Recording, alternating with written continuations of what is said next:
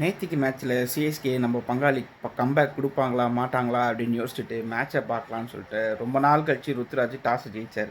டாஸை ஜெயிச்சது இல்லாமல் என்ன பண்ணார், நான் பவுலிங் எடுத்துடுறேன், நான் வந்து சேசிங்கில் இது பண்ணிடுறேன், பயங்கரமாக வச்சிடுறேன். ஆனால் இன்னொரு ஸ்டோரி என்னென்னா, 180க்கு மேலே ஸ்கோர் போயிடுச்சுன்னா ருத்ராஜோட ஆவரேஜ் 18 16 தான். 20 ரன்னுக்கு மேலே தாண்ட மாட்டாப்புல. சரி, ஓகே, நேற்று என்ன ஆச்சுன்னு பார்க்கலாம். என்னன்னா ஸ்டார்டிங்கே வந்து பெங்களூர் வந்து ஓரளவுக்கு ஸ்டெடியான ஸ்டார்ட். ஏன்னா Chinnaswamy and Wankhede similar pitches. ஏன்னா ஸ்டார்டிங் வந்து கொஞ்சம் ஸ்விங் இருக்கும். அதனால் ஃபஸ்ட்டு 6 ஓவர்ஸ் யார் சர்வே ஆகிறாங்களோ அந்த டீம் வந்து நல்லாவே இதுவாகிடும். First 6 overs Phil Salt and Kohli ஓரளவுக்கு ஆவரேஜ் அப்படி டீசெண்டாக ஸ்டார்ட் பண்ணாங்க. சில ட்ராப் சான்சஸ் இருந்துச்சு, பட் ஃபைன், கேபிட்டலைஸ் பண்ணாங்க. ஃபர்ஸ்ட் விக்கெட் அன்ஷுல் கம்போஜ் எடுத்தாப்புல. அண்ட் தென் ரொம்ப சுமாரான ஃபீல்டிங் சிஎஸ்கே. இது லாஸ்ட்டு கொஞ்சம் இயர்ஸாக வந்து சிஎஸ்கே கிட்ட இதை பார்த்துட்டு தான் இருக்கும். சரி, ஓகே. அதுக்கப்புறமா சரி மேட்ச்சில் கம்பேக் வருவாங்களான்னு பார்த்தா டேவிட் படிக்கல் அவரோட போன மேட்சோட ஃபார்ம் அப்படியே எடுத்துகிட்டு வந்துட்டு இந்த மேட்ச் ஒரு 50 போட்டார்.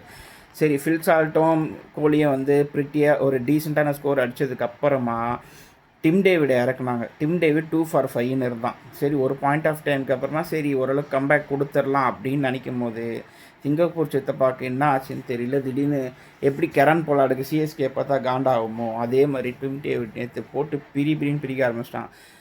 ஃபஸ்ட்டு அவன் ஸ்டார்ட் பண்ணது 100 அகமது அடிக்க ஆரம்பித்து நல்லா போட்டு இந்த ஜேமி ஓவர்டனையும் போட்டு பிரித்து பொழந்து எடுத்துட்டான்.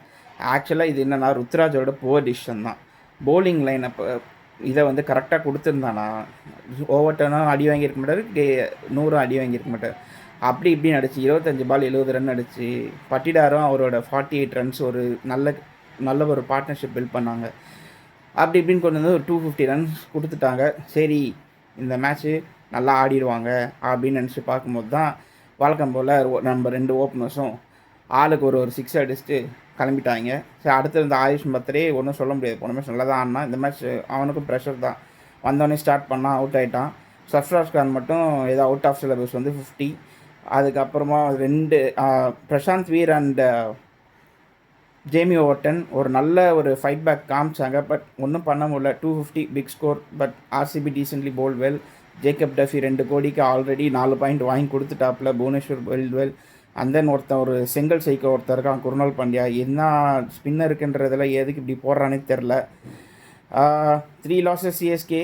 Will they able to be come back? RCB strong கண்டென்டராக தெரியுறாங்க. ரிப்பீட் பண்ணுவாங்களா சிஎஸ்கேன்னு எம்ஏ பண்ண ஹிஸ்ட்ரியை ரிப்பீட் பண்ணுவாங்களா? Back to back trophies. Will see. Too early to predict it, but பார்ப்போம். Okay, see another video. Start up. Bye.